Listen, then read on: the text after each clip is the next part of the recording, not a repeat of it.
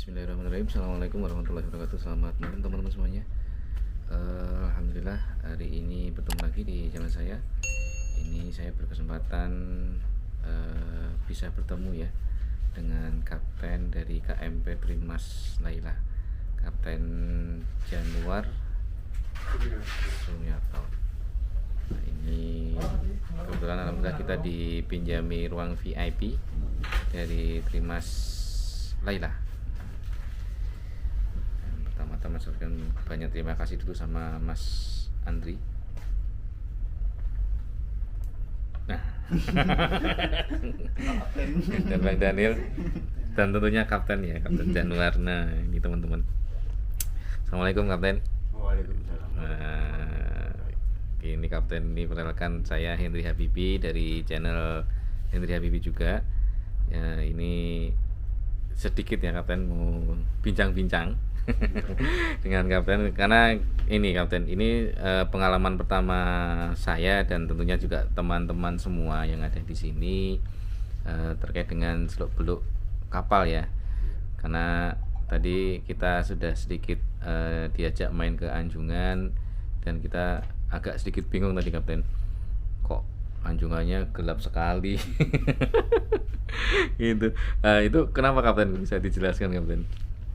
Jadi gini ya, untuk malam hari memang kita sengaja digelapkan. Iya. Kenapa? Kita tidak bisa melihat pandangan di depan Di kita. depan ya. Sama aja kalau kita mau naik mobil malam hari, Iya. kira-kira dinyalakan atau enggak? Lampu yang di dalam ya? Iya, dimatikan. Dimatikan untuk melihat lebih terang di depan. Oh ya. Tapi biasanya begini ya, untuk yang mereka yang buta warna, makanya kan di sini ada tes kesehatan ya, selama mata. Itu khusus untuk orang dek itu tidak boleh buta warna. Kalau kita lihat pandangan di depan sana itu banyak lampu. Iya. Mana hijau, mana putih, Mana orange mana tadi ya? oranye tidak tahu. Mana itu kapal nggak tahu. Makanya. Iya, tadi kan juga sudah diperhatikan sama Kapten ya, kalau Iya. semuanya itu lampunya dihidupkan, ternyata memang kita malah nggak bisa lihat Bisa lihat kan? ke depan. Apalagi kalau udah cuaca buruk ya, kayak hujan, kabut, itu udah nggak kelihatan. Jarak antara kira-kira 2 kabel aja udah kelihatan, gelap semua. Nah, itu. Terus ini Cap, saya tuh masih penasaran, ini kan di rute Merak Bakahuni ataupun sebaliknya itu kan ada banyak kapal ya Cap ya. Ya. Dan itu kan tentu saja ada jarak antar kapal dan segala macam. Itu diatur berapa miles atau gimana itu Pak untuk jaraknya? Sebenarnya untuk pengaturan itu antar kapal sendiri, jarak antara kapal sendiri. Oh, Jadi gitu. persimpangan satu jalur sama yang pertemuan dari kayak contoh Merak dari Bakahuni itu pertemuannya passing ya, atau passing mereka yang bertemu di Merak sama Bakahuni itu harus bisa saling komunikasi. Memang kita aturan harusnya mengikuti P2TL.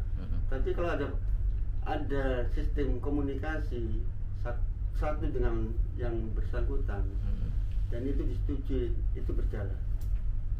Termasuk dengan kapal-kapal asing yang passing atau melintang ya, berpapasan tapi dia passing. Iya. Nah itu kita harus komunikasi atau kita lihat aturan sesuai dengan P2TL. P2TL itu apa Cap, kalau kita boleh tahu? Peraturan tubrukan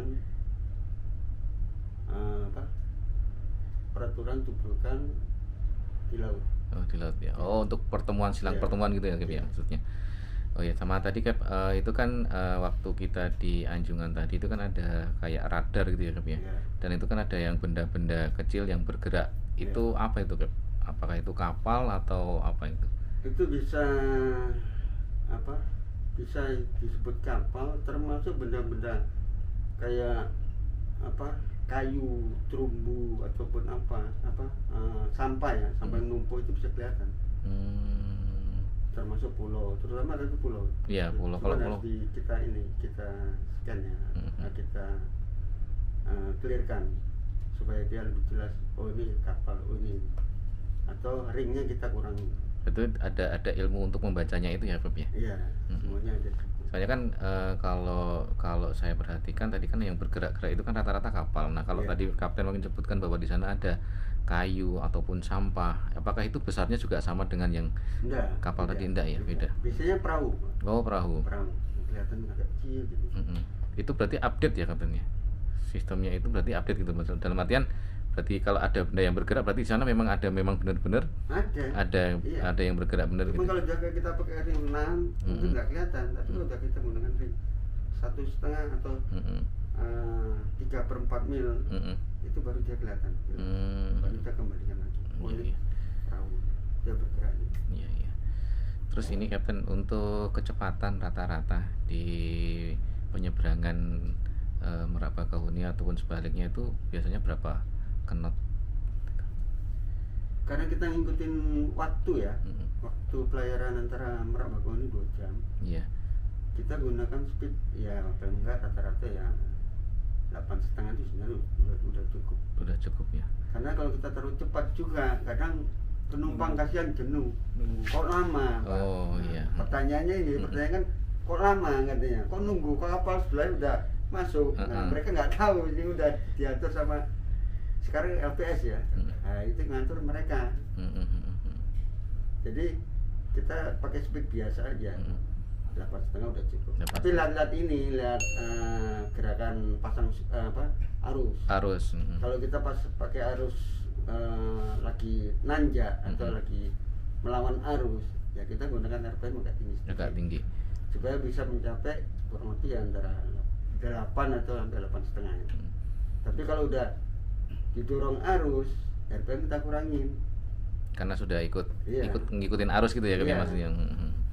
Supaya kita menggunakan RPM contoh ya dengan arus 300 itu udah mencapai antara 8,7. Tapi kalau kita gunakan RPM 290 itu udah lari 9 lebih Pak. Hampir 10, 9,5 kadang 9 sampai 10. Iya. Karena kita posisinya kita ngikutin terbawa arus lah istilahnya. Iya, terbawa arus, apalagi didorong tambah angin. Ya, betul. Itu mempengaruhi semua. Terus kalau boleh tahu kalau 8,5 itu kalau kita karena kita mungkin orang awam ya Bob ya. Taunya kan kilometer per jam. Nah, kalau 8,5 knot itu kira-kira berapa kilometer per jam itu kalau di darat gitu? Kalau di darat jadi gini, nanti dihitung sendiri ya. Oh gitu ya. Jadi gini, kalau ngitung mil, mil laut itu ya, dengan perang di Monogoro? Apa enggak teman-teman? Jadi ini ada hubungannya ke sini. Iya. Perang di Monogoro itu saya hafalannya gini Pak, terserah aja. Yang sesuatu yang berhubungan dengan laut, saya ambil ini. Itu 1825 perang di Monogoro. Iya. Jadi kalau 1 mil laut sama dengan 1852 meter. 1 mil itu 182 50. 1852 meter. 1852 meter. Berarti hampir 1,8 ya Mas ya? 1,8. 1 mil hampir 2 kilo lah. Iya, hampir 2 kilo nih. Hampir 2 kilo. Sedangkan jarak antara Merak Bakauheni itu kurang lebih dari jeti ke jeti ya 15,8 mil. 15 poin berarti sekitar 30-an kilo ya? Kurang lebih ya? 29 ya? Iya, kurang lebihnya sekitar 30. Terus gini Cap, tadi kan saya juga sempat ngobrol juga sama Mas Andri. Itu kan saya dengar tadi kan di atas itu kan ada radio ya, kayak apa istilahnya? Channel 16. Channel 16. Itu fungsinya buat apa ya Cap itu? Itu untuk komunikasi antar kapal. Komunikasi antar kapal. Jadi memang bukan untuk main-main gitu. Termasuk channel 16 itu umum. Jadi tidak seluruh kapal ya, tidak hanya untuk yang melayani rute Merak Bakauheni aja ya. Semua seluruh dunia. Jadi dia kalau mau ngobrol umpamanya, antar saya ketemu sama kapal ini, situ ada kawan, panggil di 16 gitu. Dia harus pindah channel. Kecuali dari channel 16 sama 12 ya, karena 12 itu panduan. Panduan. Panduan. Gitu. kan jadi kita pindah ke channel lain. Berarti ini ya, kalau itu berarti kan channel untuk komunikasi antar kapal ya. Tadi kan sempat saya tanyakan juga sama Mas Andri, apakah ini seperti pesawat kita komunikasi dengan ATC lah istilahnya. Ternyata bukan, itu ternyata untuk antar kapal. Jadi kalau maunya itu seperti yang tadi Kapten bilang di awal, kalau ada simpang atau ketemu dan segala macam ya situ ya. Jadi untuk pertemuan antar kapal ya, di komunikasi kita ketemu ataupun pasien dengan kapal lain, poin dengan kapal lain, itu komunikasi lewat 16. Iya. Mungkin itu yang saya tanyakan, mungkin dari teman-teman yang lain. Ayo Bang Andri. Untuk ini Cap, jadi banyak juga pertanyaan nih Cap dari kawan-kawan Roro Ferry. Jadi awal kapten jadi kapten tuh apa dulu? Apakah dari akademi dulu? Apakah bisa dari umum gitu Cap? Kalau saya sebenarnya dari akademi. Dari akademi Cap ya? Saya sebenarnya enggak itu enggak jadi patokan. Nggak jadi patokan gitu ya? Enggak jadi patokan. Bukan jauh dari akademi enggak. Itu dari pengalaman. Dari pengalaman gitu. Iya. Dari pengalaman yang dilihat di dalam buku lautnya. Di situ kan ada semua itu. Jadi sijilnya ataupun di dia pernah belajar di kapal ini sebagai mulim 1, sebagai nakoda selama 2 tahun, ataupun di kapal ini namanya di kapal A, oh jadi nakoda 2 tahun, di kapal B, oh jadi nakoda 1,5 tahun, di kapal C 5 tahun, atau mulim 1, tergantung GT-nya aja. Terus ton kapalnya ya. Dulu kapten sendiri pertama kali naik kapal itu kapal apa? Apakah langsung kapal penumpang atau tanker atau yang lain? Saya kebetulan langsung ke ferry. Langsung ferry Cap? Ya, dari Katil langsung ke ferry. Kebetulan Timur ini mantan kapal saya. Titian Murni? Titian Murni. Oh, Titian Murni. Suling Sakti. Sahabat pertama tahun 93.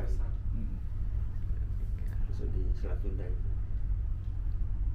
Jadi apa dulu Cap? Waktu pertama kali naik ke Timur?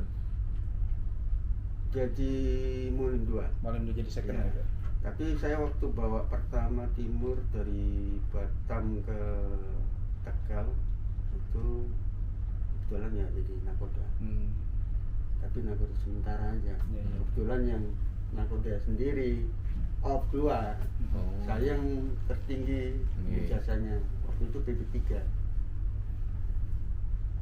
Yang 3 orang saya bawa itu dari Batam ke Tegal, Cirebon baru pasti. Berapa tahun Cap di Titian Murni dulu Cap?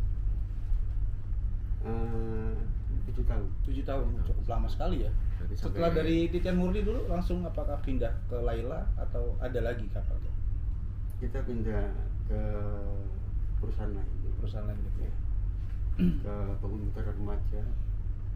BPR Cap ya? Iya. Rosmala. Enggak. Tristar. Oh, ini. Tristar. Iya, Tristar. Tristar 3, Tristar 2, Palembang Muntok. Baru Jakarta Muntok, Jakarta Pangkal Balam. Baru kita kembali lagi ke JN lagi. Ke Selat Sunda lagi Cap? Iya. Royal. Oh, Royal Nusantara. Kapal tertinggi di Selat Sunda. Royal Mulim 2 1 tahun, terus ke timur lagi, kembali lagi 7 bulan, dipindahkan baru ke Prima Nusantara. Jadi buat teman-teman juga nih, kalau yang pengen jadi 4 pelaut ya bisa dari akademi juga ya. Akademi ataupun dari umum bisa kan ya? Dari Umum akademi ya, yang penting pengalaman yang dilihat pengalaman. Ada pertanyaan dan Iya nih Cap nih, saya dari channel Selat Sunda nih Cap nih. Mau nanya pengalaman kapten nih selama jadi kapten ya. Pengalaman apa ya selama di laut nih yang paling menakutkan lah? suka dukanya dan selama di laut lah gitu. Kalau kita kan nggak tahu lah ya kan, kita mah nggak tahu naik kapal jahatnya naik laut ya di laut lah gitu. Sebenarnya kalau dibilang suka dukanya sudah risiko kita sih ya. Sudah apa ya? Resiko pekerjaan ya. Pekerjaan. Kita meninggalkan keluarga. Kita belajar dihantam ombak. terutama kalau di Selat Sunda ya, kalau udah musim barang stres rasanya gitu. Tapi kemarin sempat di Lintas Timur Cap, gimana Cap? Oh, iya, Apakah di lebih timur, es ya. krim? Kayaknya sama aja. Sama aja Cap. Cuma di sana nggak ada berhentinya. Iya, iya. Jadi kayak gelombang itu nggak pernah berhenti. Di Selat Lombok itu antara Penida sama Lombok itu di pinggir ya istilahnya. Apa kalau orang sana bilang apa sih itu kemarin ya, pokoknya di situ loh, udah situ udah nggak pernah berhenti gelombangnya. Goyangannya Goyangannya lumayan. lebih ini ya. Iya. Jadi ya sedikit-sedikit pusing guys. Pusing guys. Kita dia ngerasa pusing ya. Pasti ya. Ternyata kapten juga pusing juga. Iya, kalau udah pusing.